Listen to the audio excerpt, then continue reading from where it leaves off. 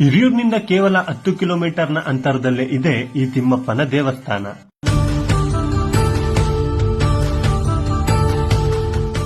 ಹಿರಿಯೂರಿನಿಂದ ಚಳ್ಳಕೆರೆ ಬಳ್ಳಾರಿ ಮಾರ್ಗದಲ್ಲಿ ಸಿಗೋ ಹೇಮದಳದ ಬಯಲು ಹೊಲವೊಂದರಲ್ಲಿ ಈ ಶ್ರೀನಿವಾಸ ನೆಲೆ ನಿಂತಿದ್ದಾರೆ.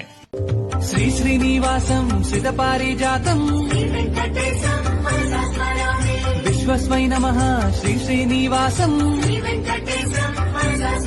ಇಲ್ಲಿನ ಭಗವಂತನನ್ನ ನೋಡಿದ್ರೆ ತೇಟ್ ತಿರುಪತಿಯ ಬಾಲಾಜಿಯನ್ನೇ ನೋಡಿದ ಅನುಭವ, ಸಂತೋಷ ನಮ್ಮಲ್ಲಿ ಮೂಡುತ್ತೆ. ಅಷ್ಟೇ ಅಲ್ಲದೆ ಭಗವಂತನನ್ನ ಸ್ವತಃ ನಾವೇ ಮುಟ್ಟಿ ಪೂಜಿಸುವ ಸೌಭಾಗ್ಯ ಕೂಡ ನಮ್ಗಿಲ್ಲಿ ಸಿಗುತ್ತೆ. ಈ ಅವಕಾಶ ಸಿಗೋದು ಇನ್ನು ಕೆಲವೇ ದಿನಗಳು ಮಾತ್ರ. ದೇವಾಲಯ ನಿರ್ಮಾಣ ಮುಗಿದು ಪ್ರಾಣ ಪ್ರತಿಷ್ಠಾಪನೆ ಆದ್ರೆ ಆನಂತರ ಗರ್ಭಗುಡಿಯಲ್ಲಿ ಭಕ್ತರ ಪ್ರವೇಶ ನಿಷೇಧ ಆಗೋದ್ರಿಂದ ಈ ಸದಾವಕಾಶನ ಬಾಲಾಜಿಯ ಭಕ್ತರು ಆದಷ್ಟು ಬೇಗನೆ ಪಡೆದುಕೊಳ್ಳಿ. ಈ ರೀತಿಯ ಹೆಚ್ಚಿನ ಮಾಹಿತಿಗಾಗಿ ನನ್ನನ್ನ ಫಾಲೋ ಮಾಡಿ.